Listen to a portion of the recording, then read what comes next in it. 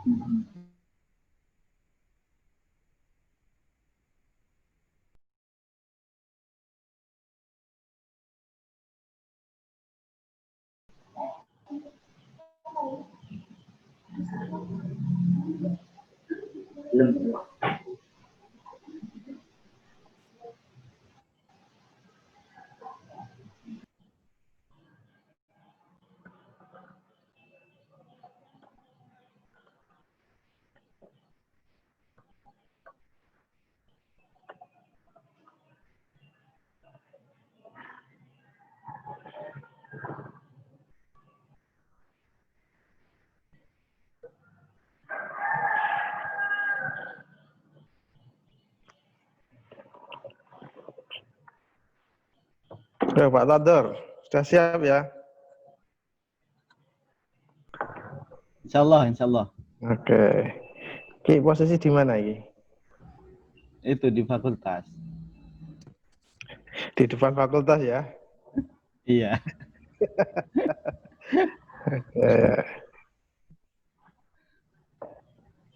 Sebentar, tak ada yang lain. Oke.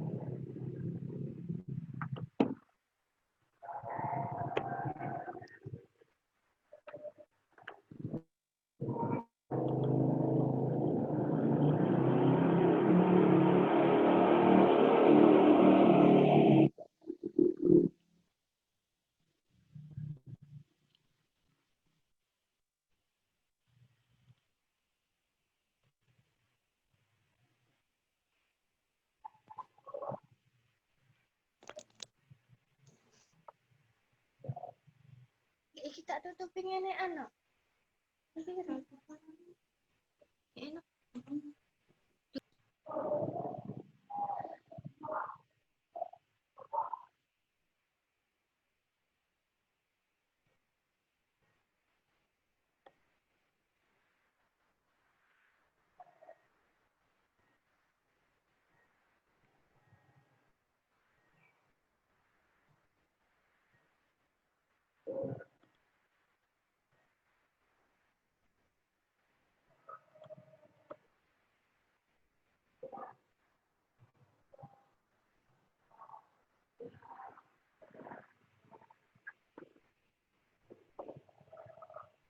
Kegiatannya sama nus rampung kabeh, Pak. Pak Tador. Di saya sudah sih, sudah 2 kali webinar. Yang terakhir kemarin dengan Samarinda. Kita collab dengan teman-teman di luar. Kolaborasi ya. Iya, yang juga mengadakan KKN.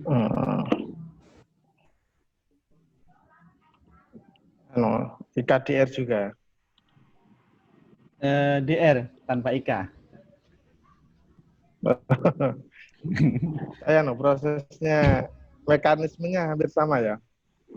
Mekanis Atau iya, gimana? karena se-Indonesia yang di PT KIN itu kan sudah dari Kemenak harus DR dari rumah. Jadi semuanya hampir teman-teman tak tanyain yang di luar Jawa juga DR. Sebenarnya bagus kok Pak Zainal kalau punya teman nanti DR dengan Yang lain dosennya. ya. Iya, yang lain. Lintas kampus lah. Kan akhirnya jadi nasional. Iya.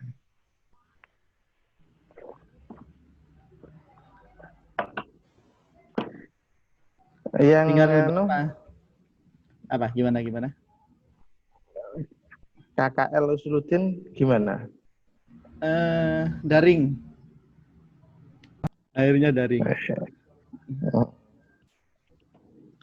Yang tarbiyah pada baik itu. Iya, tarbiyah juga daring kayaknya. Iya, internasional mana? Internasional. Saya kalau udah internasional tuh nggak kuat kok. Internasional tuh nek dari, tapi nek luring ya berat di ongkos. Kemarin Usuluddin itu sama Malaysia sama Belanda. Usuluddin punya anggaran luring untuk dosen sebenarnya 2020 konferensi internasional itu akhirnya kan dimanfaatkan hanya ikut konferensi daring. Seharusnya kan luring. Anggarannya Pak. Eman itu akhirnya enggak, daripada kembali kan ini digunakan yang sama, outputnya sama. Masih di dakwah apa sudah pindah di tarbiyah? Saya pindah di tarbiyah. Saya di perpus sekarang. Iya. Nggak tahu, Usuluddin tuh nggak boleh pindah-pindah kayaknya. Nggak ada orang. Lah orangnya udah jelas kok pindah.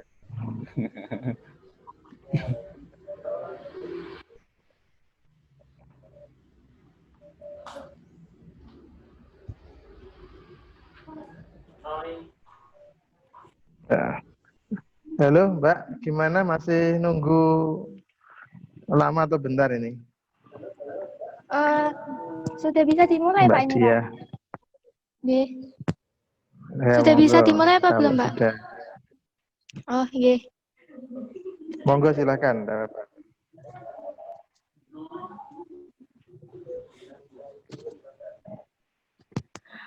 Oke, assalamualaikum warahmatullahi wabarakatuh. Waalaikumsalam.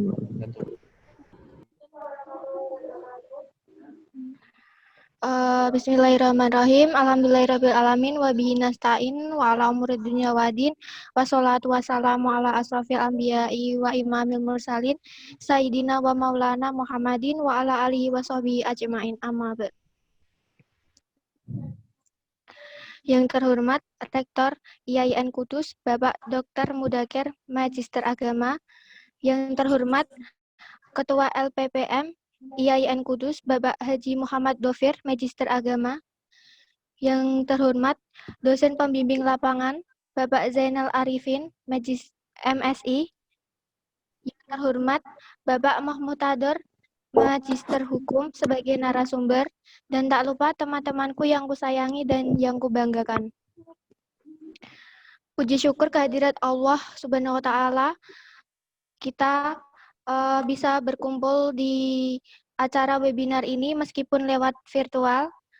Salawat serta salam tak lupa kita haturkan kepada beliau Nabi Agung Muhammad SAW yang menuntun kita dari zaman jahiliyah menuju zaman Islamnya.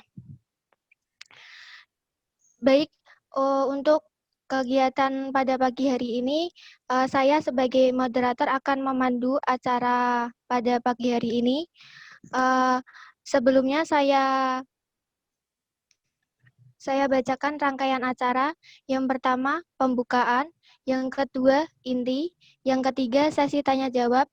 Yang kelima, penutup. Untuk mengawali kegiatan pada pagi hari ini, kita buka dengan bacaan Al-Fatihah. Al-Hadiniyah Al-Fatihah. Bismillahirrahmanirrahim.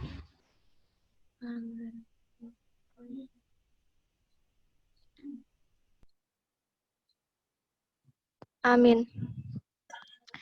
Dengan bacaan umul kitab tadi, semoga acara pada pagi hari ini bisa berjalan dengan lancar. Amin. Kepada Bapak narasumber, Bapak Muhammad Dofir, sudah siap ya, Pak? Pak Muhtador bukan Pak Dofir. Oke, Pak. Pak Muhtador, maaf, Pak. Maaf, Pak. Ya. Ya.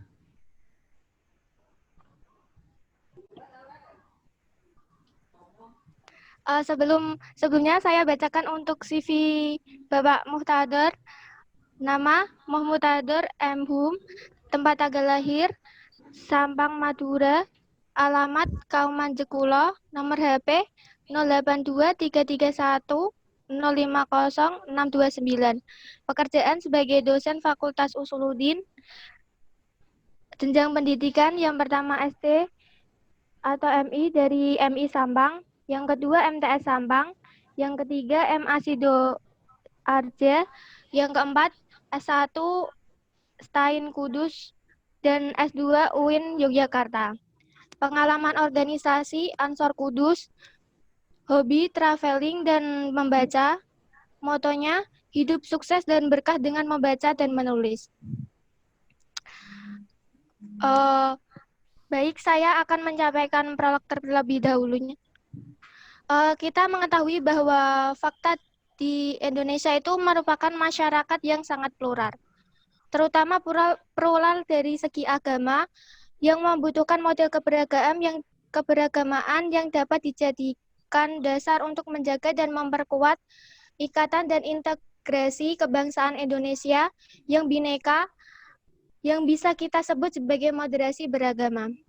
Lalu, apakah moderasi beragama itu merupakan paradigma dan implementasi dalam membangun pola keberagamaan yang sehat? Pasti teman-teman sudah penasaran kan? Baik, langsung saja kita simak pemaparan dari Bapak Muhtador M. Hum sebagai narasumber pertama. Kami persilahkan kepada Bapak Muhtador. Silahkan, Pak. Baik. Assalamualaikum warahmatullahi wabarakatuh. Waalaikumsalam warahmatullahi wabarakatuh. Alhamdulillahirabbil alamin. Bihi nasta'in wa ala umurid dunya waddin, wassalatu wassalamu ala Rasulillah Muhammad ibn Abdullah. Rabbi shrah li sadri wa yassir li amri wahlul 'uqdatam min lisani yafqahu qawli. Yang saya hormati DPL KKN 131 Pak Zainal Arifin. Perlu diketahui beliau adalah senior saya dan kalau dari face memang lebih tua beliau ya. Begitu Pak ya. Sebenarnya kalau dalam Padahal masih muda loh ya. iya. Dalam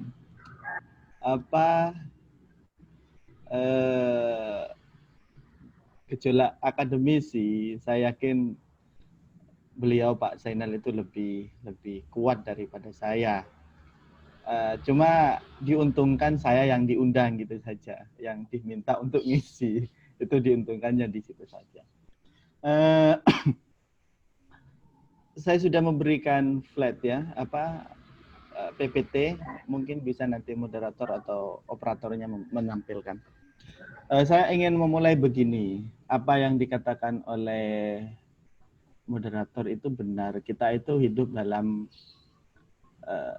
masyarakat yang plural dan multikultural, sehingga apa yang harus merekatkan itu dalam aspek agama, kita itu direkatkan dengan ajaran agama yang disebut dengan dalam Islam itu ya rahmatan lil alamin, tapi itu masih berbasis nilai, proyeksinya belum ketahuan kemana.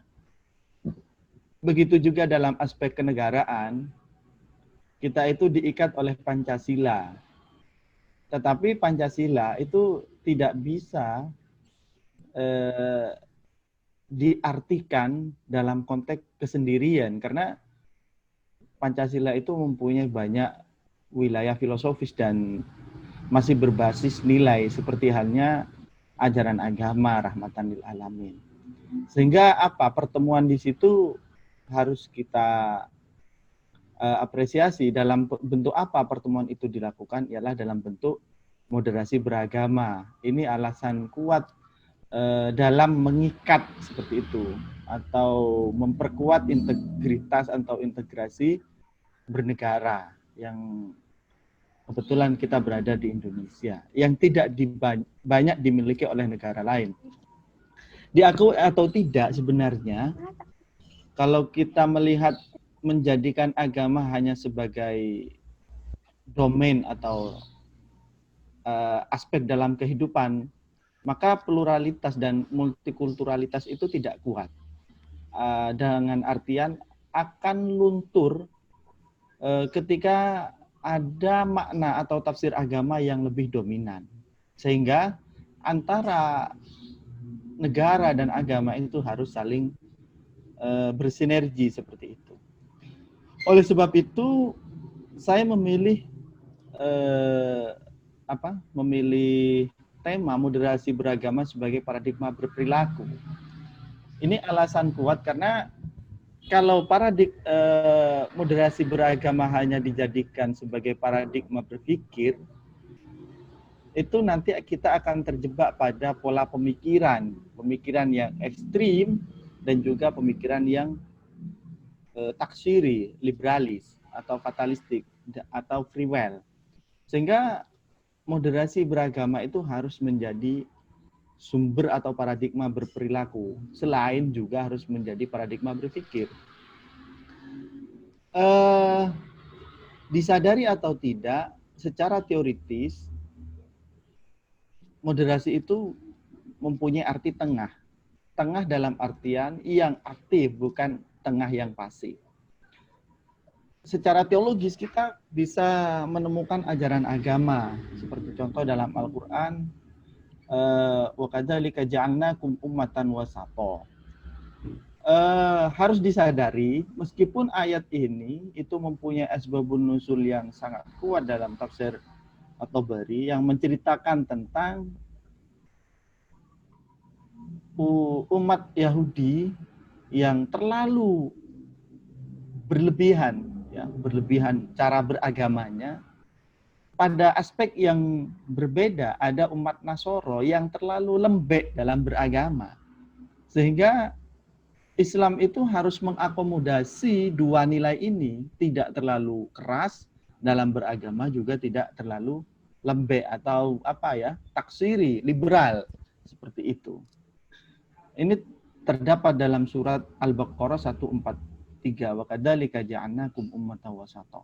Dalam konteks beragama di Indonesia, moderasi beragama itu dapat bermakna bahwa sebagai cara pandang atau sikap perilaku selalu mengambil posisi di tengah.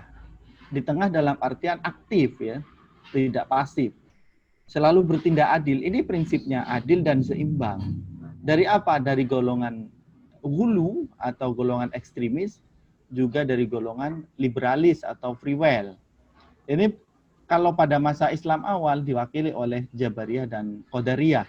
Jabariyah itu ya yang berbentuk free will. Jabariyah itu yang fatalistik dan Qadariyah itu yang berbentuk free will, seperti itu. Jadi moderasi agama sebagai bagi generasi milenial itu sangat penting dalam kungkungan generasi yang dinilai kuat dalam artian elektronik atau media. Lanjut, moderasi sebagai paradigma ialah menjadikan kacamata berpikir, bertindak dan bersikap dan bertindak yang tidak memiliki kecenderungan. Nah, kecenderungan dari apa? Dari Jabariyah yang fatalistik dan juga kecenderungan Qadariyah free will. Kalau kita lihat wajah keagamaan modern ya, yang juga dirasakan oleh masyarakat milenial atau generasi milenial, karena generasi milenial itu generasi yang identik dengan elektronik,